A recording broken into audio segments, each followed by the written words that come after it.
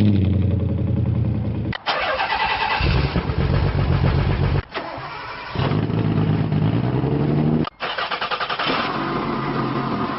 everybody, welcome to another episode of Car Addiction. Today is January 1st, 2022.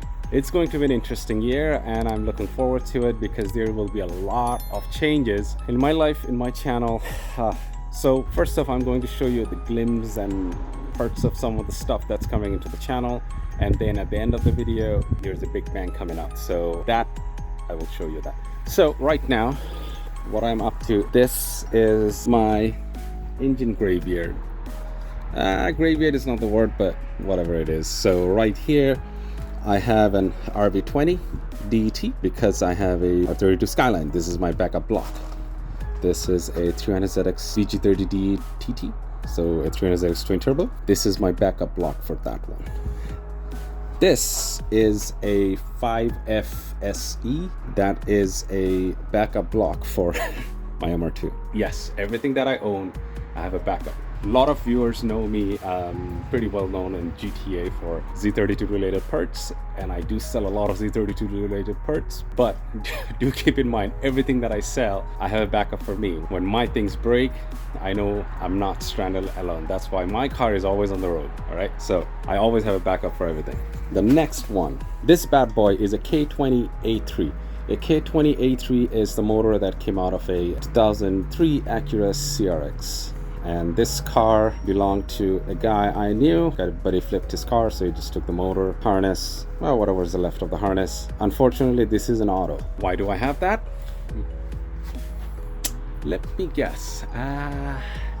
Some of the swaps you can do on an MR2, and right now on the top of the list of swaps to do on an MR2 is a K20, because with the K20 you can have a 200 naturally aspired wheel horsepower car, and the K20 motors and the tranny and the whole swap is pretty affordable compared to going with a 3S GTE. Now a 3S GTE is still 90s old technology, so it's okay to work on and whatnot, but the parts are very expensive. Tuning is, you know, it has its limitations and capabilities, but a K20 you can run a modern system, an OBD2 system, you can pair it with a Honda system, and they work pretty well, they work pretty good, because purchasing those motors is a lot more affordable than a 3S GTE. So these K20 swaps are becoming more and more popular because it is already an automatic tranny.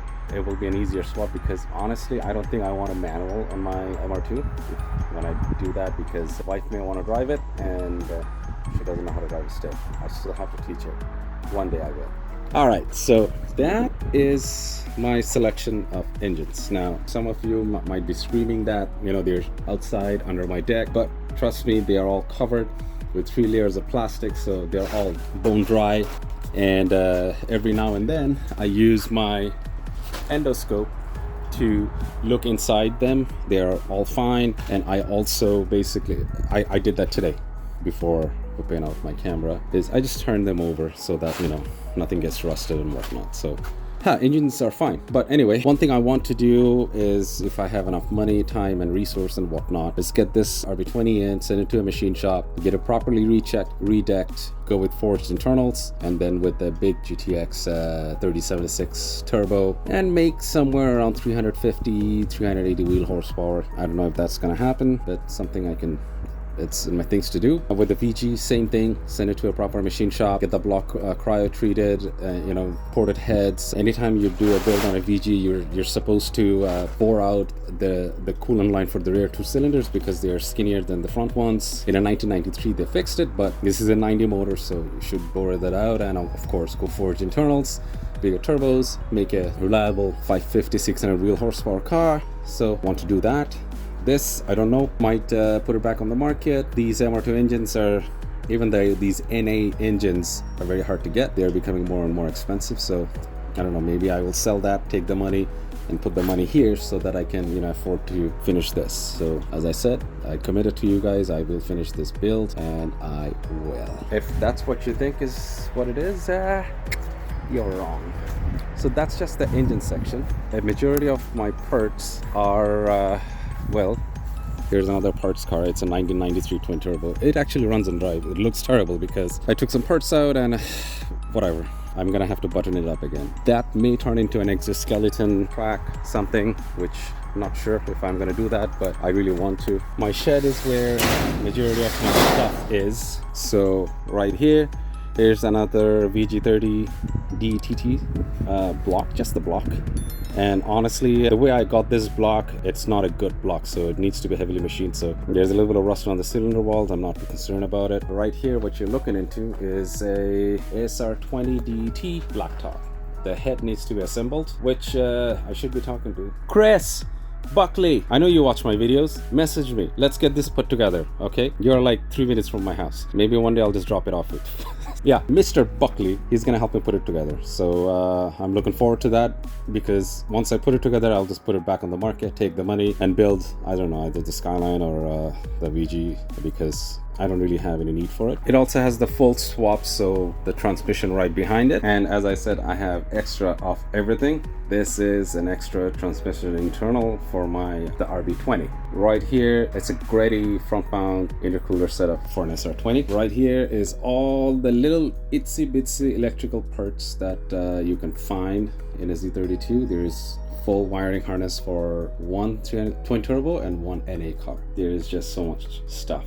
I have a full black interior between here and there, missing the seats. Except the seats, I have a full 2+2 black interior. That is a electrical fan conversion for an NA, but that can be adjusted to a twin turbo. So another thing I will do is, once the Skyline comes back from the storage, I want to convert that to an electric fan, and I will see if I can somehow adjust that to fit with the Skyline, the coil rad over there.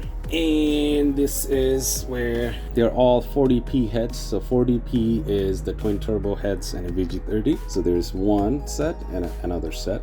This is a pristine condition set. Yes, I have another head on it, but the internals and everything is perfect. These two heads are not in the best of condition. Whoever buys them, I'll tell them, just take it to a machine shop, let them go over it, whatever. Right here is everything that you need, all the accessories, intake, exhaust, and over there to there, intake, exhaust, and everything that you need to put that RB20 that you saw on the other end.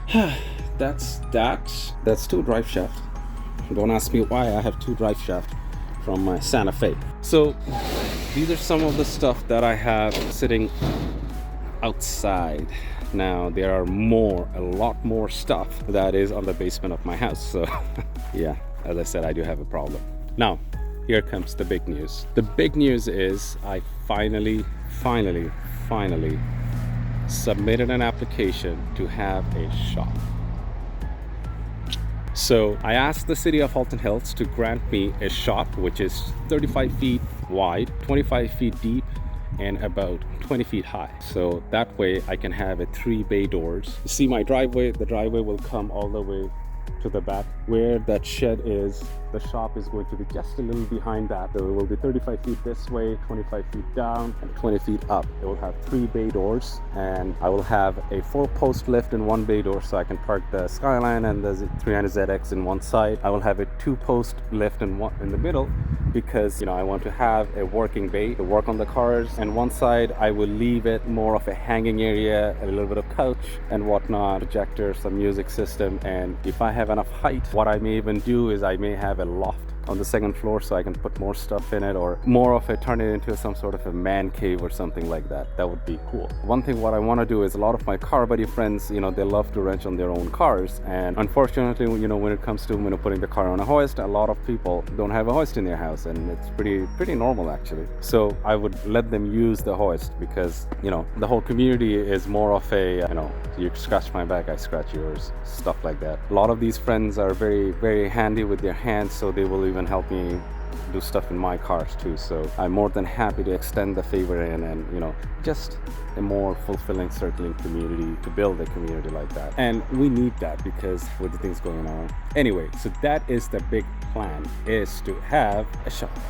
And in the shop, other than the hoist, I want to have a parts cleaning station, and I also want to have a station where I can ceramic coat, or even either I can ceramic coat or powder coat small parts. I don't think I will have enough space to do large items, but you know, small parts like calipers, suspension parts, maybe headers as big as headers. That's pretty much all I will probably have option to do. But other than that, yeah, so that's the plan for 2022. That's the big bad plan. And you know, there are a couple of friends who are willing to lend me a hand to help me once I have the permit and whatnot, to help me put the road in, to help me put the concrete in, and they will go as far as to help me put the structure in. So I'm really looking forward to it. And as I said, this is a wonderful community.